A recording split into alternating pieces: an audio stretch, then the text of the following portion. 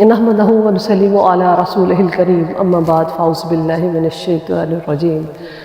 بسم الله الرحمن الرحيم رب اشرح لي صدري ويسر لي امري واحلل عقدة من لساني يفقهوا قولي۔ قرآن مجید کی جو تفسیر کا ہم نے ایک سلسلہ شروع کیا تھا، بیچ میں بہت زیادہ اس میں گیپ آ گیا اور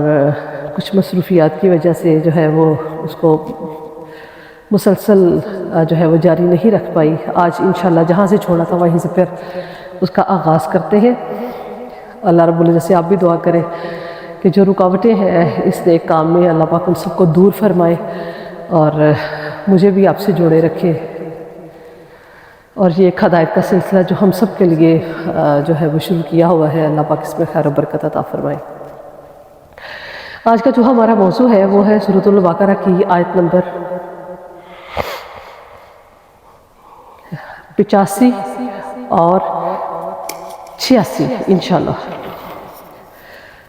اللہ پاک ارشاد فرماتے ہیں ثم انتم هؤلاء تقتلون انفسکم وتخرجون فریقا منکم من دیارہم تظاہرون علیہم بالاسم والعدوان وإن يأتوكم أسارى تفادوهم وهو محرم عليكم إخراجهم أفتؤمنون ببعض الكتاب وتكفرون ببعض فما جزاء من يفعل ذلك منكم إلا خزي في الحياة الدنيا ويوم القيامة ويردون إلى أشد العذاب وما الله بغافل عما تعملون أولئك الذين اشتروا الحياة الدنيا بالآخرة فلا يخفف عنهم العذاب ولا هم ينصرون۔ بسم اللہ الرحمن الرحیم۔ ثم پھر انتم تم ہو ہؤلاء وہ لوگ تقتلون تم قتل کرتے ہو انفسکم اپنوں کو وتخرجون اور تم نکالتے ہو فریقا منکم ایک گروہ اپنوں کو من دیارہم ان کے وطنوں سے تظاہرون چڑھائی کرتے ہیں علیہم ان پر بالاسم گناہ کے ساتھ والعدوان اور زیادتی کے ساتھ وَإِن يَأْتُوكُمْ اور اگر کوئی تمہارے پاس اسارا قیدی تفادوہم تو فدیہ دیتے ہو تم وَهُوَ مُحَرَّمٌ عَلَيْكُمْ إِخْرَاجُهُمْ حالانکہ تم پر ان کا نکالنا حرام تھا۔ افتؤمنون کیا تم ایمان لاتے ہو ببعض الکتاب کتاب کے کچھ حصے پر وتکفرون ببعض اور کچھ کا تم انکار کرتے ہو۔ فما جزاء پس جو کوئی بھی کرے گا من یفعل ذلک ایسا منکم تم میں سے الا خزی فی الحیات الدنیا تو اس کے لیے دنیا کی زندگی میں رسوائی ہے،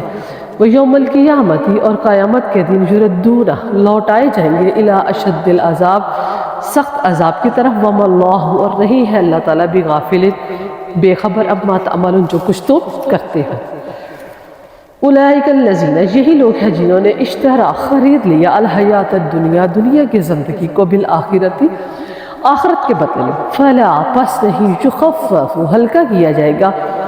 عنہم ان پر سے العذاب عذاب ولا هم ینصرون اور نہ ان کی مدد کی جائے گی۔ یہ ان آیات مبارکہ میں اللہ پاک نے 3 احکام جو ہے وہ اپنے بیان کیے ہیں کہ اللہ پاک نے 3 چیزیں جو ہے وہ لازم قرار دے دی کہ سب سے پہلی چیز تو ہے وہ یہ ہے کہ آپ نے قتل نہیں کرنا، دوسری چیز ہے کہ کسی شخص کو بھی ان کے وطن چھوڑنے کے لیے مجبور نہیں کرنا، اور تیسری یہ ہے کہ کسی کو گرفتار دیکھے تو روپیہ خرچ کر کے اس کو فدیہ دے کر اس کو چھڑا دینا۔ تو ان لوگوں نے جو یہود و نصارہ تھے انہوں نے پہلے 2 احکامات تو چھوڑ دیے، لیکن تیسرا حکم جو تھا اس کا اہتمام کرنے لگے، جن کے پہلے 2 حکم جو ہے ان پر عمل پیرا نہیں ہوتے تھے اور تیسرے پر ہوتے تھے۔ اس کی صورت یہ تھی کہ مدینہ میں 2 قومیں آباد تھیں، ایک تھی اوس اور خزرج، ان کے اندر آپس میں ان کی دشمنی تھی اور کبھی کبھی تو سخت قتال کی نوبت بھی آ جاتی تھی۔ اور مدینہ کے گرد و نواح میں یہودیوں کی 2 قومیں تھیں، بنو قریظہ اور بنو نذیر۔ اوس اور بنو قریظہ کی باہم دوستی تھی اور خزرج اور نذیر میں باہم یارانہ تھا، تو جب آپس میں ایک دوسرے کے خلاف لڑتے ایک دوسرے کے ساتھ تو پھر جو اوس اور خزرج تھے وہ بنو قریظہ اور بنو نذیر کے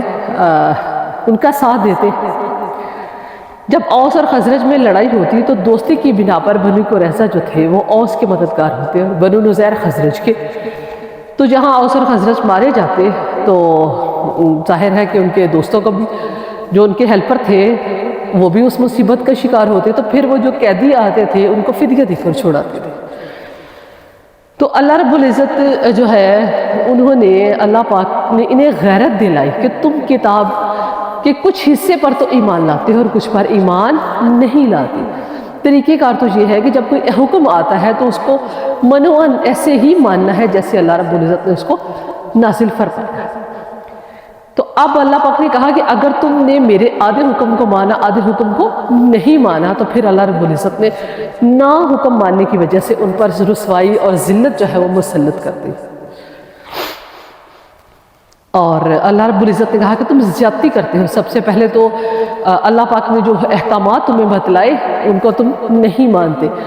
اور سیم ہماری روش، ہماری بھی یہی روش ہے. یہ اصل میں قرآن مجید میں اللہ رب العزت نے جو پچھلی قوموں کے، دوسرے اقوام کے جو ذکر ہے، ان کے قصے جو ہے وہ بیان کر کے ہمیں تنبیہ کی ہے کہ تم اپنی روش ویسی نہ کرنا. جو یہود اور نصارہ کا طرز عمل تھا اس سے تم بچنا، لیکن ہم نے بھی اس میں کوئی کسر جو ہے وہ نہیں چھوڑی. ہم نے بھی کہا کہ بھئی ہم بھی نام کے تو مسلمان ہیں لیکن ہماری بھی روش ویسی ہی ہے. جو چیز ہمیں پسند آتی ہے، جو چیز ہمارے حق میں ہوتی ہے، جو ہمارے لیے فائدہ مند ہوتی ہے، اس کو ہم مان لیتے ہیں. جو چیز جس کی وجہ سے ہمارے مفادات پر زد پڑتی ہے اس کو ہم چھوڑ دیتے ہیں. اس لیے اقبال کہتے تھے نا کہ وضع میں تم ہو نثارا تو تمدن میں حنود، یہ مسلمان ہیں جنہیں دیکھ کے شرمائے شہود. کہ مسلمانوں نے، اللہ پاک تو یہ کہتے ہیں نا ادخلوا فی السلم کافہ، اسلام میں پورے کے پورے داخل ہو جاؤ، پھر نہ ماننے کا تو کوئی جواز ہی نہیں رہتا. بھئی اللہ نے کہا ہے. اصل میں جب یہ بات ہم سمجھ لیتے ہیں کہ اللہ نے یہ کائنات بنائی، اللہ نے انسان بنائے، رب کریم نے اس کائنات کی ہر چیز جو ہے اس کو بہتر طریقے سے مینیج کیا، تو اسی کو پتہ ہے کہ کیا چیز ہمارے حق میں بہتر ہے اور کیا چیز ہمارے حق میں بہتر نہیں ہے. جب ہم یہ بات سمجھ لیتے ہیں کہ اللہ ہی ہمارا ویل وشر ہے، اللہ ہمارا خیر خواہ ہے، اللہ نے جو احکامات ہمیں دیے وہ ہماری بہتری کے لیے ہیں، جب یہ والی بات سمجھ آ جاتی ہے، جب یہ والی بات جو ہے وہ ہمارے ذہنوں میں بیٹھ جائے کہ اللہ جو ہے وہ ہم سے محبت کرتے ہیں اور محبت کرنے والی ہستی کبھی بھی آپ کا برا نہیں چاہ سکتی، تو یہ والی بات جب سمجھ آتی ہے تو پھر کسی بھی بات پر، کسی بھی حکم پر ماننا مشکل نہیں رہتا، اس پر عمل پیرا ہونا جو ہے وہ کبھی بھی مشکل نہیں ہوتا. کہ اللہ پاک نے جو چیزیں ہماری بہتری کے لیے، جو احکامات اللہ پاک نے نازل فرمائے، تو اس میں ہمارا فائدہ ہے. اس پر اگر ہم عمل پیرا ہوں گے تو اللہ پاک ہمیں مزید انعامات سے نوازیں گے. جیسے جو بچے تابع دار ہوتے ہیں اللہ تو والدین بھی ان کو زیادہ پسند کرتے ہیں. گستاخ، منہ پھٹ اور بد زبان بچوں کو تو والدین بھی پسند نہیں کرتے. تو یہی حال جو ہے وہ اس ہستی نے ہمیں پیدا کیا، اس کو پتہ ہے کہ کیا چیز ہمارے حق میں بہتر ہے، کیا چیز ہمارے حق بہتر نہیں ہے. اگر یہاں پہ زندگی میں کچھ مشکلات آتی بھی ہیں تو ان کو بھی یہ سمجھ کر جو ہے ان کو درگزر کر دیں کہ یہ چیز بھی ہمارے حق میں فائدہ مند ہوگی، اس کی وجہ سے ہمارے گناہ کم ہوں گے. اللہ پاک تو کہتے ہیں کہ مومن کو تو ایک کانٹا چبھتا ہے تو رب کریم اس پر بھی جو ہے وہ اس کو اجر و ثواب دیتے ہیں اور اس کے گناہ جو ہے وہ معاف کر دیتے ہیں. اس کی مثال ایسی ہی ہے کہ اگر اللہ رب العزت کسی شخص کو، چھوٹی سی مثال ہے دنیاوی لحاظ سے سمجھانے کے لیے، سمجھانے کے پوائنٹ آف ویو سے، کہ اگر کسی شخص کو یہ کہہ دیا جائے کہ بھئی یہ دنیا جو ہے 4 دن کے لیے تم جو ہے وہ اچھا خوب موج میلا کر لو اور جو تمہارا جی چاہتا ہے کر لو، اس کے بعد پھر تمہیں ہمیشہ کے لیے جو ہے وہ قید و بند کی صحبتیں برداشت کرنا پڑے گی، تمہیں جیل میں جو ہے وہ منتقل کر دیا جائے گا. تو وہ شخص جو ہے کیا وہ 4 دن جو اس کو آزادی ملی ہے اس کو انجوائے کر پائے گا؟ بالکل بھی نہیں. اس کو تو یہی دھڑکا لگا رہے گا کہ بھئی یہ جو عیاشیاں ہے یہ 4 دن کے بعد ختم ہونے والی ہیں. اس کے برعکس ایک وہ شخص جس کو یہ کہا جائے کہ بھئی یہ 3-4 دن کی قید کاٹ لو، اس کے بعد تمہیں فری ہینڈ ہوگا، پھر تم جنت میں مزے کرنا، موجیں کرنا، اللہ پاک تمہیں شراب طہور پہ لائیں گے، خوبصورت حوریں ہوں گی اور ہر طرح کا جو ہے وہ سامان تعیش یہاں پر موجود ہوگا، تو پھر وہ شخص وہ 4 دن کی قید و بند کی صحبتیں جو ہے وہ اچھے سے برداشت کر لے گا۔ تو یہی حال مومن کا ہے کہ اگر اللہ کی طرف سے ہم پر کچھ مشکلات آتی بھی ہے تو یہ ہمارا ٹیسٹ ہے، اس میں جو کامیاب ہو گیا، اس پر جس نے صبر کر لیا، یہ زندگی کتنی ہے، 40 سال، 50 سال، 60 سال، 70 سال، بالآخر ختم ہو جانی ہے۔ تو اس کے لیے ہم آخرت کی زندگی جو ہے اس کو کیسے قربان کر سکتے ہیں؟ یہی اللہ پاک کہہ رہے ہیں کہ اولئک الذین اشتروا، یہی لوگ ہیں جنہوں نے خرید لیا الحیات الدنیا، دنیا کی زندگی کو بالآخرت، آخرت کے بدلے میں۔ تو کیسے بے وقوف ہیں جنہوں نے ہمیشہ رہنے والی زندگی کو ختم ہونے والی زندگی کے لیے قربان کر دیا۔ اللہ پاک نے اسی لیے یہ دعا سکھائی ہے نا کہ یہ دونوں چیزیں مانگو، ربنا آتنا فی الدنیا حسنۃ وفی الآخرۃ حسنۃ، دنیا میں بھی بھلائی دے، آخرت میں بھی بھلائی دے، اور اگر دنیا میں پریشانیاں ہیں تو ان کے لیے کبھی بھی اپنی آخرت کو قربان نہ کرے۔ آخرت جو ہے وہ تو کبھی بھی ختم نہیں ہوگی، اس کے لیے دنیا کی زندگی جو ہے اس کی پریشانیوں کو، اس کے مصائب کو، اس کے آلام کو جو ہے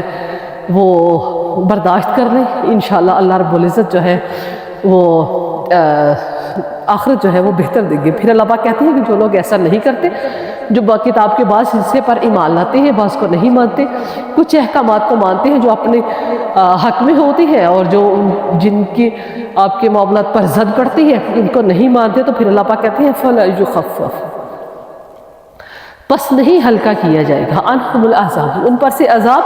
وَلَا هُمْ يُنصَرُونَ، اور پھر قیامت کے دن ان کی کوئی مدد نہیں کی جائے گی۔ قیامت میں کوئی شخص بھی ان کا مددگار نہیں ہوگا، کیونکہ دنیا میں انہوں نے اللہ پاک کے احکامات کو